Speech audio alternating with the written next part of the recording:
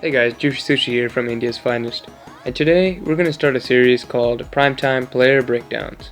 And our first player is Brandon Ingram from the Los Angeles Lakers. A lanky, 6'9" small forward, he instantly gained comparisons to Kevin Durant, although not through production, but rather the naked eye.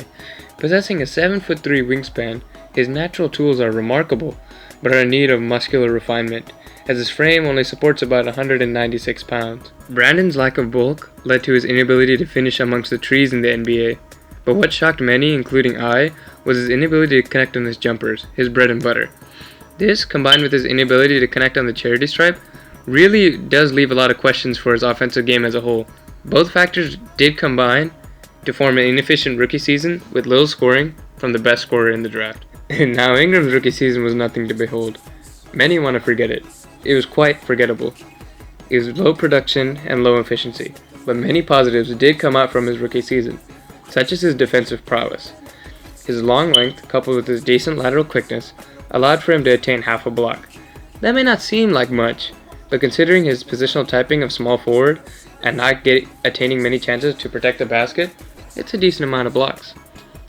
What also was surprising was his 4 rebounds a game. A guy who is physically unable to keep up with the NBA centers is able to grab 4 rebounds a game, including 1 offensive. That really does show his hustle and grit to get down low and dirty. But those 2 factors are great, but what is even more amazing is his playmaking.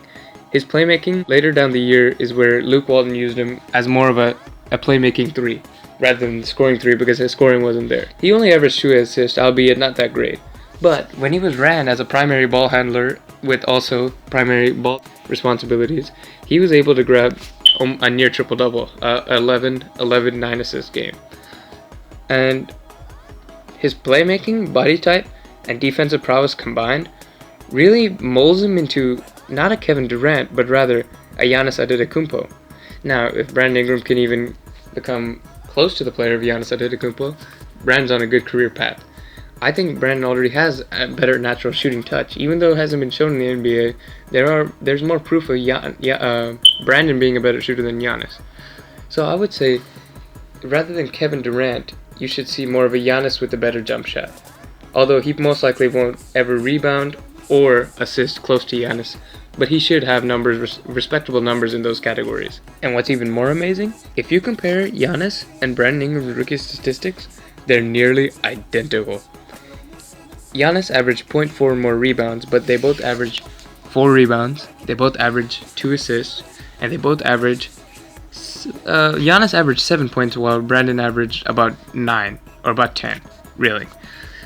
That is really telling, as Giannis's career progression from his rookie season didn't look like much, but it really did open up, especially with his latest season, his All-Star season, where he averaged 22.9 points per game, 1.9 blocks, 1.6 steals, 5.4 assists, and 8.7 rebounds. Now, if Brandon can even come close to that, that would be a great statistic for Brandon, and he would be an All-Star for sure.